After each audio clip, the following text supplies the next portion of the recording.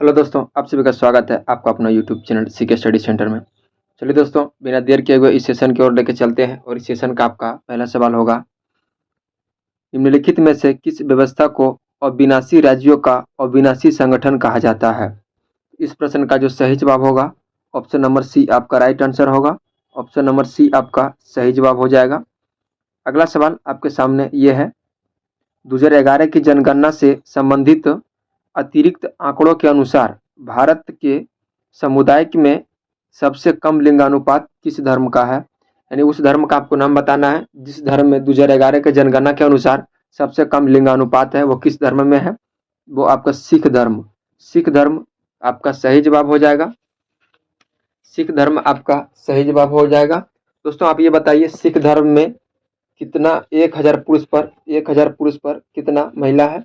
आपको इस प्रश्न का कमेंट आप कीजिए। यानी 1000 बॉयज पर कितना गर्ल है? कितना कितना कितना गर्ल है, ये आप कमेंट कीजिए।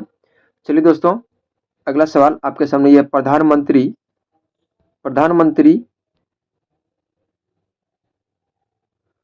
भारत जोड़ो परियोजना का संबंध किससे है?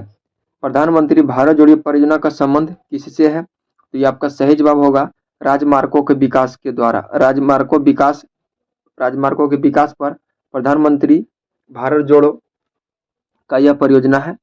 चलिए दोस्तों, अगला सवाल है, ताती पाका तेल शोधनशाला कहाँ अवस्थित है? यानी ताती पाका जो है तेल शोधक जो कारखाना है आपका, वो किस राज्य में है?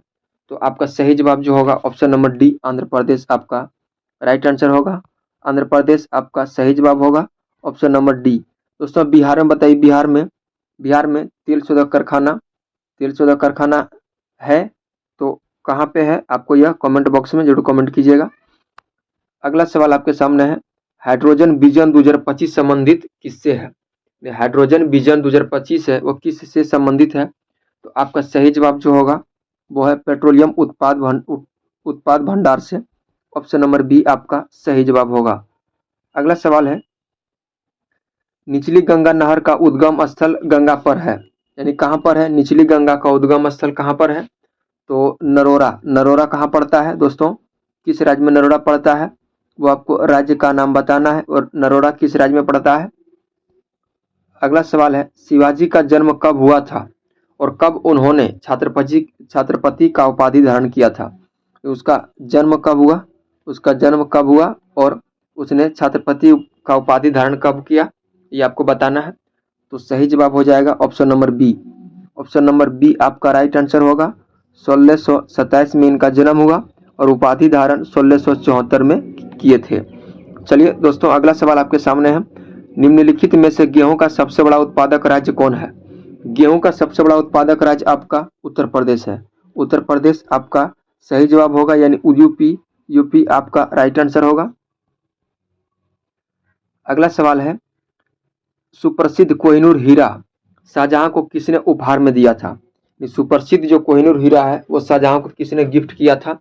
ये गिफ्ट आपका किए थे option number D Mohammad Sahib यानी मीर जुमला आपका सही जवाब हो जाएगा। मीर जुमला आपका राइट आंसर होगा, ऑप्शन नंबर डी। अगला सवाल है, काकोरी ट्रेन डकैती कांड में किन क्रांतिकारियों को फांसी की सजा दी गई थी? काकोरी कांड जो हुआ था उसमें किन क्रांतिकारियों को फांसी का सजा दिया गया था? तो आपका सही जवाब जो होगा ऑप्शन नंबर सी आपका सही जवाब होगा। राम प्रसाद बिस्मिल और अशफाकुल्ला आपका सही जवाब होगा। दोस्तों इस प्रश्न का आपका सही जवाब जो हो जाएगा वो सी आपका राइट आंसर होगा। अगला सवाल आपके सामने ये रहा, निम्नलिखित में से कौन एक 1924 के कानपुर षड्यंत्र मामले में शामिल नहीं है? 1924 कानपुर का जो षड्यंत्र रचा गया था उस मामले में निम्नलिखित में 4 ऑप्शन दिया गया है, उसमें से कौन शामिल नहीं है? तो उसमें शामिल नहीं है M.A. Ansari option number C. दोस्तों इसका फुल नेम क्या है? ये आप लोग कमेंट कीजिए। M.A. अंसारी का फुल नाम क्या है? चलिए दोस्तों अगला सवाल की ओर बढ़ते हैं। हड्डी के निर्माता आभूषण भारत के मध्य पाषाण काल के संदर्भ में कहाँ से प्राप्त हुआ था? हड्डी का जो निर्माता का आभूषण है भारत के मध्य पाषाण काल में किसके संदर्भ में कहाँ से प्राप्त हुआ था? तो आपका सही जवाब जो होगा इस प्रश्न का आपका सही जवाब हो जाएगा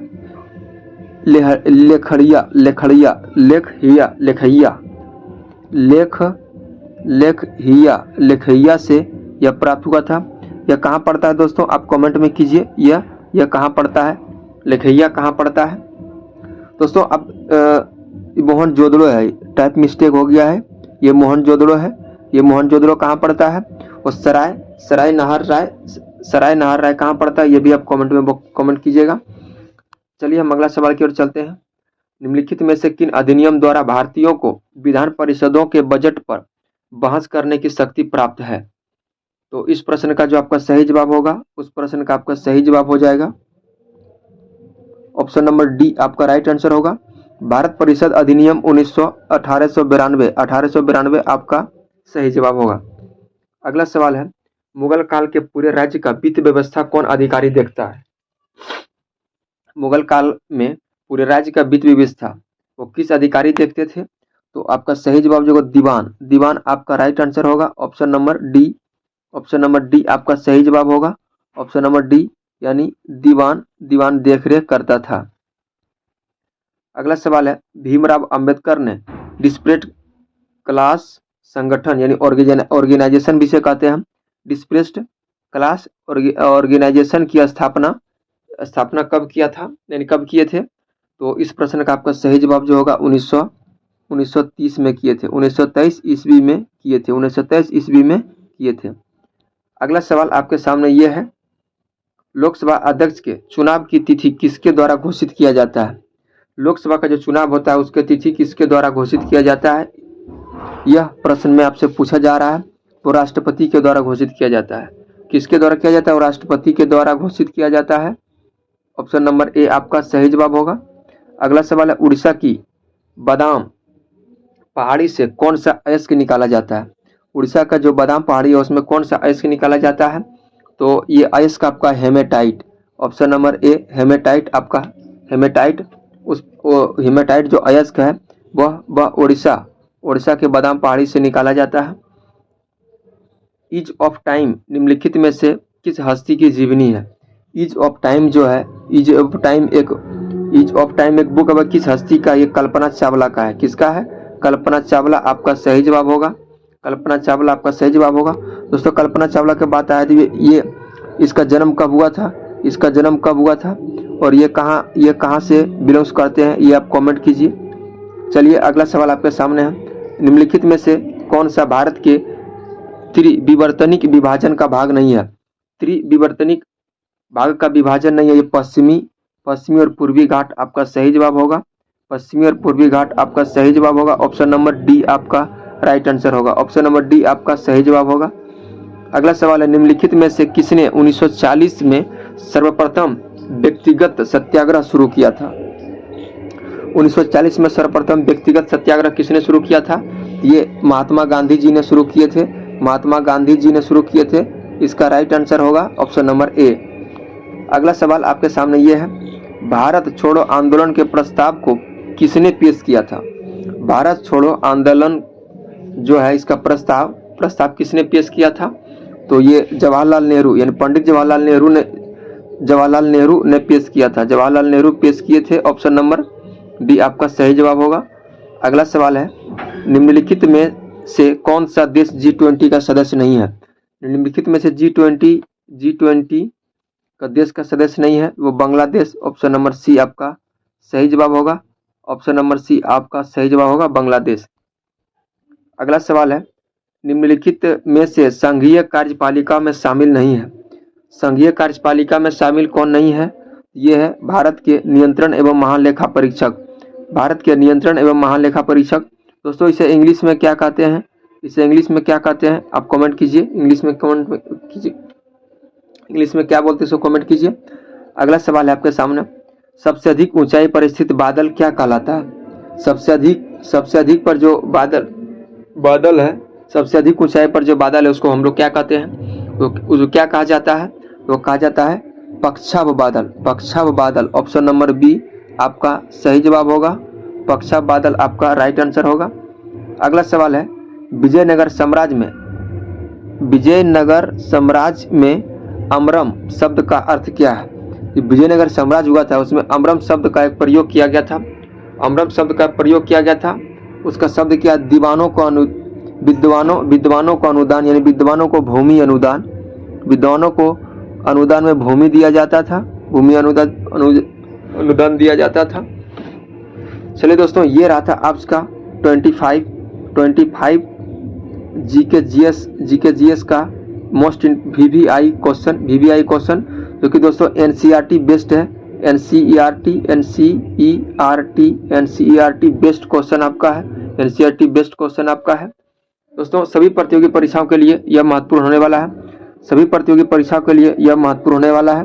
दोस्तों प्रत्येक दिन 7:30 AM में, यानी मॉर्निंग में यह सेशन स्टार्ट किया जाता है। दोस्तों प्रत्येक दिन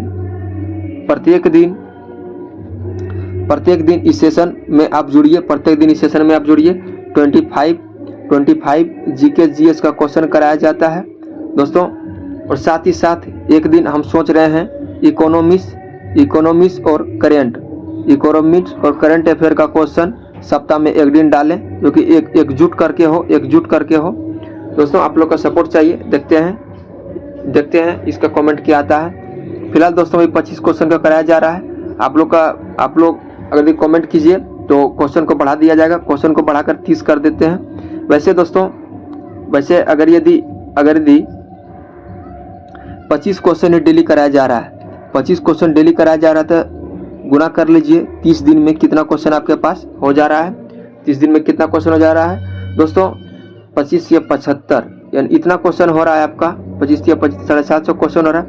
इसमें से दोस्तों प्रत्येक महीना आप कम से कम 5 क्वेश्चन आपके दिमाग में है, 500 क्वेश्चन आपके दिमाग में है।